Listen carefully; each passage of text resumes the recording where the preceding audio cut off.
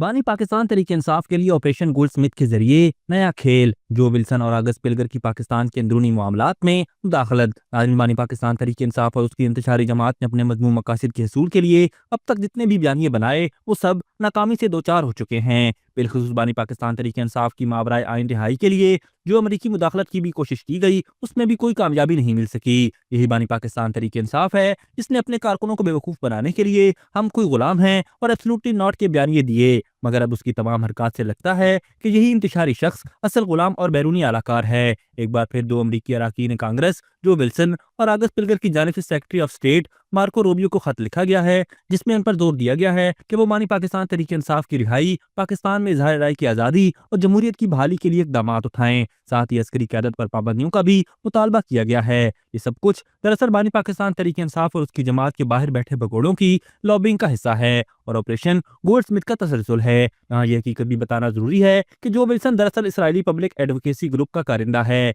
और उसकी जानिब से पाकिस्तानी मामलात में दखलंदाजी सहूनी ताकतों का मंसूबा है। इस काम के लिए गोल्डस्मिथ ने से बहुत ज्यादा फंड्स भी फराहम कर रखे हैं। ये बात भी काबिल जिक्र है कि पाकिस्तान तरीके इंसाफ के बाहर बैठे भगोड़े सजाद बरकी और मुईद पीरजादा जैसे लोग अमरीका में मुकीम पाकिस्तानियों की हमायत हासिल करने के लिए इस तरह के मुल्क दुश्मन सरगर्मियां और जो विल्सन जैसे लोगों की हिमायत करते हैं। और पाकिस्तान में बानी पाकिस्तान तरीके इंसाफ की जमात समझती है कि अमरीकी हुकूमत उनके लिए फिक्रमंद है। जो विल्सन और अगस्त पिलगर की जानिब से इस तरह का खत लिखना वाज़े तौर पर यह साबित करता है कि यह पाकिस्तान के अंदरूनी मामलात में खुली मुदाखलत है जिसका उन्हें किसी तरह भी कोई हक हासिल नहीं। जो विल्सन और अगस्त पिलगर का ख्याल है कि इस तरह की हरकत करके सजाद बरकी और मुईद पीरजादा को साथ शामिल करने से वो इस बात को पोशीदा रखने में कामयाब हो जाएंगे। इस सारे मामले के पीछे दरअसल अमेरिकन इसराइली पब्लिक कमेटी काम कर रही है। सब जानते हैं कि अमेरिकन इसराइली पब्लिक कमेटी को फंड्स कहां से मिलते हैं और उनका काम क्या है। जो विल्सन और अगस्त पिलगर का मकसद सिर्फ और सिर्फ रियासत पाकिस्तान, उसके इदारों और अहम शख्सियात को निशाना बनाना है। ये पहला मौका नहीं कि किसी अमरीकी कांग्रेस रुकन की जानिब से पाकिस्तान में मुदाखलत की कोशिश की गई है।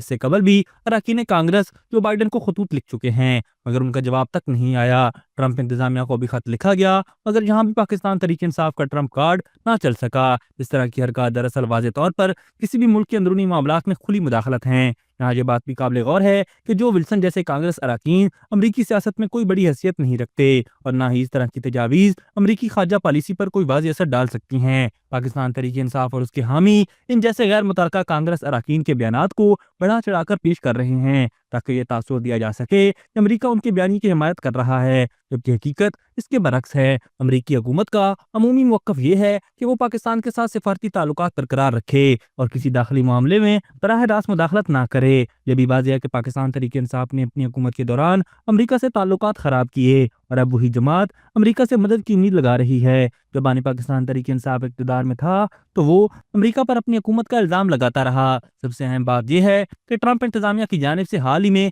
पाकिस्तान को $5 अरब की इमदाद दी है, जो इस बात का वाज़ेह सबूत है कि अमरीका पाकिस्तान के साथ अपने सिफारती ताल्लुकात को ख़राब करने की बजाय उसको बेहतर करने का ख़्वाह है। पाकिस्तान तरीके इंसाफ और उसके हामियों को समझना होगा कि वो अपनी सियासत को बचाने के लिए पाकिस्तान के कौमी इदारों को बदनाम करके दरहकीकत वो दुश्मन बयानियों को फ़रोग़ दे रहे हैं।